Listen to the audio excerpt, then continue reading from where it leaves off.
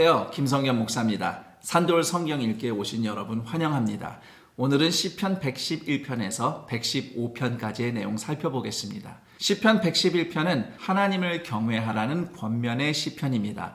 알파벳 시인데요. 매 줄의 첫 글자가 히브리어 알파벳 순서대로 진행이 됩니다. 예를 들어서 1절은 할렐루야라는 단어 제외하고 제일 먼저 나오는 단어가 히브리어 알파벳의 첫 번째 글자인 알레프로 시작을 합니다. 그리고 그 다음 문장의 첫 번째 단어는 히브리어 알파벳의 두 번째 글자인 베트, 그리고 그 다음 문장은 세 번째 알파벳인 기멜. 이런 식으로 진행되면서 히브리어 알파벳 22개만큼의 구절이 등장합니다.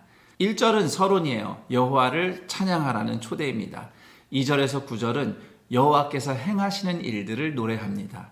10절은 여호와를 경외하는 자, 즉 계명을 지키는 자가 영원히 찬양할 것이다. 이렇게 마무리합니다. 이 시편에서 핵심 단어는 일 또는 일하다라는 의미의 히브리어 아싸인데요. 여러 번 반복이 됩니다. 하나님은 생각만 하시거나 말씀만 하시는 분이 아니라 행동하시는 하나님이십니다. 그래서 하나님은 은혜로우시고 자비하시며 진실하시며 정의로우시며 거룩하시며 지존하신 하나님이십니다. 그러므로 우리는 계명을 지킬 의무가 있는 겁니다. 10절 계명을 지키다에서 지키다가 히브리어로 아싸예요. 그러니까 종합해보면 하나님은 아싸 행하시는 분이고요. 우리도 그분의 계명을 아싸 지키며 사는 겁니다. 이 시편에서 또한 반복되는 단어가 기리다, 기억하다라는 말입니다. 인간은 기념하는 존재예요. 좋은 일뿐만 아니라 나쁜 일도 기억하고 기념함으로써 역사로부터 배우고 미래를 향해 바른 선택을 할 수 있습니다. 그런데 하나님도 기억하십니다. 하나님은 우리와 맺으신 언약을 기억하시고 언약을 맺은 근거로 우리에게 은혜와 자비를 베푸십니다. 시편 112편은 여호와를 경외하는 자는 복이 있다는 내용의 시편입니다. 앞에 111편처럼 알파벳 시입니다. 1절은 여호와를 경외하는 사람은 행복하게 산다 선포하고요. 2절에서 9절은 하나님을 경외하는 사람이 행복하게 사는 모습을 여러 가지로 묘사합니다. 먼저 후손과 재물의 복에 대해서 노래를 하고요. 또 하나님을 경외하는 행복한 사람은 어떻게 정직하게 올곧게 행동하는지 묘사하고 있어요. 악인과 대적 앞에서도 두려워하지 않고 하나님을 의지하며 약한 자들에게 은혜와 자비를 베풀며 정의롭게 행동한다. 이렇게 노래를 합니다. 그리고 마지막 10절 이렇게 행복한 의인들을 보며 분을 내는 악인들은 소멸하고 사라질 것이다 라고 선언합니다. 조금 더 내용을 깊이 들여다보겠습니다. 시편 112편은 시편 1편과 유사하게 아시레이, 복되다, 행복하다 라는 히브리어로 시작합니다. 그런데 시편 1편은 행복한 의인을 은유적으로 노래했다면 시편 112편은 행복한 의인이 어떻게 살아가는지 구체적으로 노래한다고 하겠습니다. 행복한 의인은 1절 하나님의 말씀을 즐거워하고 7절 하나님을 의지하는 태도로 살아갑니다. 이렇게 사는 것이 자녀와 후손을 축복하는 최고의 길이라고 2절이 노래합니다. 그리고 역시 시편 112편이 노래하는 행복한 의인의 최고봉은 바로 예수 그리스도이십니다.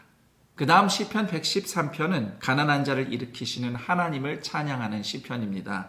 113편에서 118편까지의 시편들은 특히 6월절을 배경으로 읽혔던 시편들이에요. 그래서 출애굽 사건을 떠올리면서 시편을 읽으면 훨씬 이해하기가 쉬울 것입니다. 1절에서 3절은 하나님을 찬양하라는 권면이고요. 4절에서 9절은 하나님이 찬양받으실 이유에 대해서 노래합니다. 온 우주에서 가장 높으신 하나님이시지만 비천한 우리를 구원하시려고 스스로 낮추시고 우리를 찾아 내려오시는 하나님이시기 때문에 찬송받으시기에 합당하다고 노래합니다. 이 시편에서 인상적인 것 몇 가지만 좀 짚어드리겠습니다.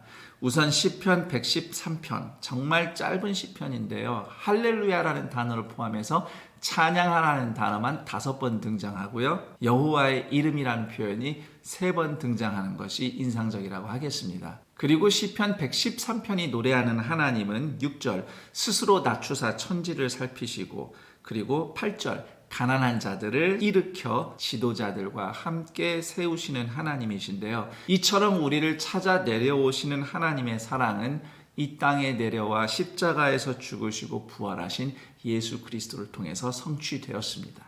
그 예수님이 일으켜 세운 사람들은 디모데후서 2장 12절 참으면 또한 함께 왕노릇할 것이요 예수님과 함께 세워져 하늘 보좌에 함께 앉게 될 것입니다.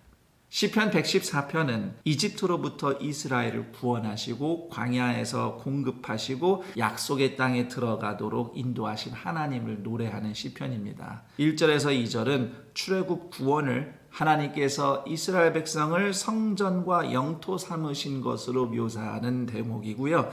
3절에서 6절은 홍해와 요단강을 건넌 기적에 대해서 노래합니다. 그리고 7절, 8절은 특별히 광야의 반석에서 샘물이 나온 기적을 찬양하고 있습니다.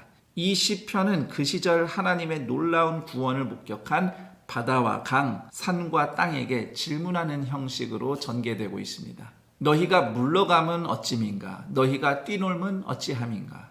물론 바다와 강과 산과 땅이 그 물음에 답을 하진 않습니다. 그러나 그 피조 세계는 하나님의 질서를 따라 지금도 존재하며 따라서 우리는 그때 그 시절 하나님의 구원하심을 목격했던 피조 세계를 오늘 또한 바라보면서 하나님의 영광과 임재를 느낍니다. 이런 이유로 우리가 성지순례를 가는 겁니다. 성경의 땅을 직접 가봐서 여기서 이런 일들이 일어났구나 라는 것을 직접 보면서 하나님의 임재와 영광을 입체적으로 경험을 하는 기회를 갖는 것이죠. 그런데 우린 여기서 이런 생각을 해보게 됩니다. 하나님의 구원하심을 목격한 피조 세계도 그렇게 하나님의 일하심을 증거하는데 하물며 하나님이 구원하신 우리는 더더욱 하나님의 구원하심을 증거하며 하나님의 통치와 질서에 순종하며 하나님을 기뻐하며 살아야 하지 않겠는가? 시편 115편은 우상을 앞세우는 원수들의 위협 앞에서 하나님께 탄원하는 시편입니다. 1절에서 3절은 하나님이 어디 계시는가 이방인들이 조롱하는 때에 이스라엘이 아닌 하나님의 이름의 영광을 위해서 일하실 것을 하나님께 탄원하는 내용입니다. 4절에서 8절은 이방 나라가 의지하는 우상들의 거짓됨과 무능함을 고발하고 있고요. 9절에서 11절은 하나님만을 의지하라고 이스라엘을 독려합니다. 12절에서 15절은 이스라엘을 축복하는 기원이고요. 16절에서 18절은 땅에서 살아가는 이스라엘 백성이 하늘의 하나님을 영원히 송축할 것이라는 선포입니다. 몇 가지 더 살펴보겠습니다. 시편 115편은 이스라엘을 위협하는 이방 나라의 우상들이 사람이 만든 무능한 물건일 뿐이라고 반복 강조하고 있는데요. 그만큼 사람들은 눈에 보이지 않는 참 하나님보다는 눈에 보이는 우상에 현혹되기 쉽기 때문에 이렇게 강조한다고 볼 수 있습니다. 그리고 3절과 16절은 하나님이 하늘에 계심을 반복 강조하는데요. 이것은 하나님이 눈에 보이지 않는 이유가 하늘에 계시기 때문이라는 의미로 하는 말입니다. 대신 하나님의 성품이 드러난다고 하는데 바로 1절에 하나님의 인자하심과 진실하심입니다. 그래서 하나님의 백성은 눈에 보이는 무능한 우상이 아닌 하나님의 인자하심과 진실하심을 의지할 수 있습니다. 그리고 그 하나님의 인자하심과 진실하심의 최고봉이 바로 예수 그리스도의 십자가입니다. 그리고 이 시편에서 계속 반복되는 히브리어가 바라크라는 단어인데요. 12절에서 15절의 바라크는 하나님이 백성에게 복을 주다라는 의미로 쓰였고요. 18절의 바라크는 하나님의 백성이 하나님을 송축하다. 하나님은 복의 근원이십니다. 하나님은 복을 주십니다. 라고 찬양하다라는 의미로 쓰였습니다. 이처럼 살아계신 하나님과 그 백성은 바라크, 복을 주고 송축하는 상호 활동을 통해서 서로 사랑의 교제를 나눕니다. 여기까지 시편 111편에서 115편까지의 내용 살펴봤습니다. 그러면 전 여기서 인사드리고 다음 시간에 다시 찾아뵙겠습니다. 감사합니다.